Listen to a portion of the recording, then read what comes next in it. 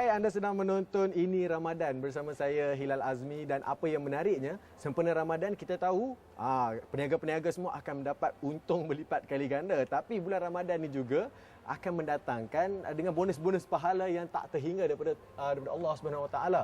Dan apa yang menariknya untuk hari ini, saya bersama dengan Dr. Rubiah Kulub Hamzah, iaitu seorang pakar motivasi dan juga kaunseling keluarga yang akan kongsi sikit sama kita lah. Dr. Rubiah, macam mana sekarang ni peniaga-peniaga kita ni?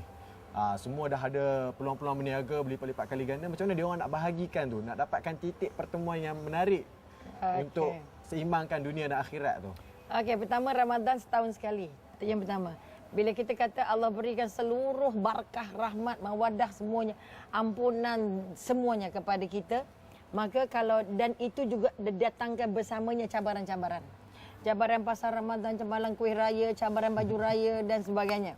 Sebab itu sekali lagi, orang yang melihat dunia yang besar, dia akan tenggelam dalam untung Ramadan. Tetapi lemas dalam hadiah Ramadan, kosong.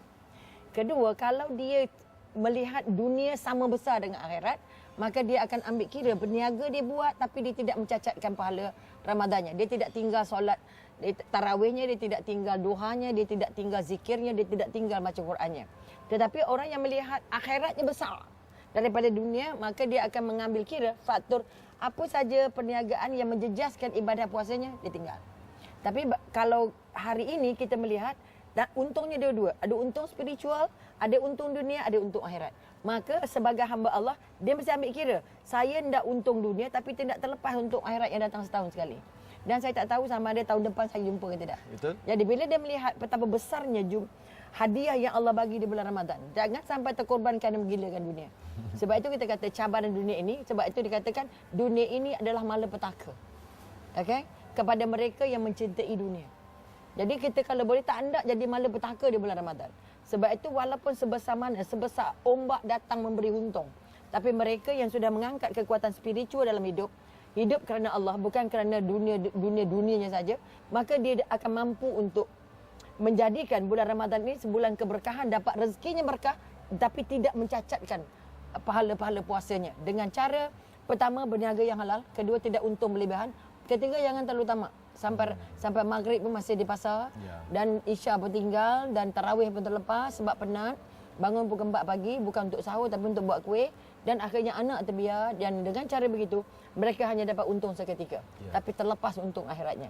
Sebab itu sekali lagi, kita bangun balik kekuatan. Allah beri hadiah bulan Ramadan, bukan sekadar untuk cari untung dunia.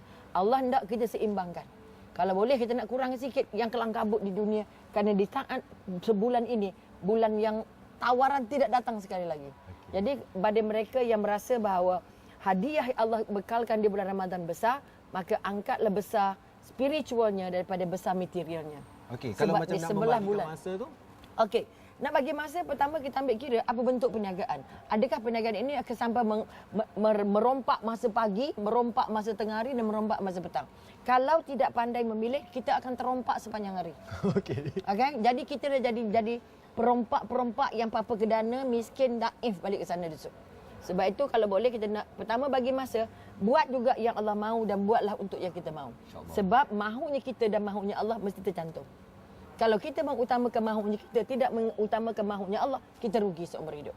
Dan oleh itu, kita mohon supaya jadi contoh yang baik pada anak-anak. Jangan sampai anak melihat, mak aku bulan puasa pun tengah langgak juga, tak sembahyang lambat juga, gini-gini. Sebab yang paling mahal, kita bekerja kerana anak-anak. Tapi sayangnya, barakah tak ada. Barakah tak ada.